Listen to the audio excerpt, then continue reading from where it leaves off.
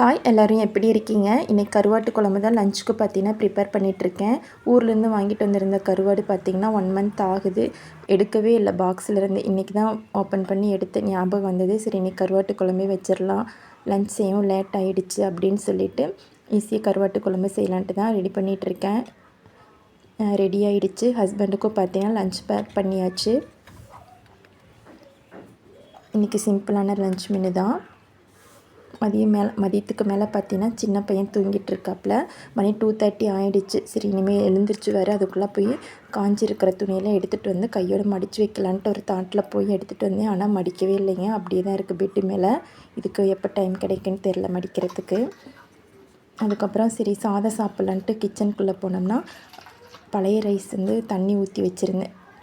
நைட்டே தண்ணி ஊற்றி வச்சுருந்தேன். சரி தயிரும் இருக்குது, சரி கரைச்சே குடிச்சிடலாம் அப்படின்னு சொல்லிட்டு கருவாட்டு குழம்பு வேறு இருக்குது, இதுக்கு தொட்டுட்டு சாப்பிட்டுக்கலான்னு சொல்லிவிட்டு தயிர் ஊற்றி உப்பு போட்டு நல்லா கரைச்சிட்டேன். கையிலேயே போட்டு நல்லா நொறுங்க கரைச்சாச்சு. அப்படி கரைக்கும்போது நல்லாயிருக்கும் டேஸ்ட்டு. மிக்சியில் அடிக்கிறத விட இந்த மாதிரி கையாலே நல்லா நுணுக்க கரைச்சிட்டோம் அப்படின்னா குடிக்கிறதுக்கு ரொம்பவே நல்லாயிருக்கும், கருவாட்டோட தொட்டுட்டு சாப்பிட்றதுக்கு.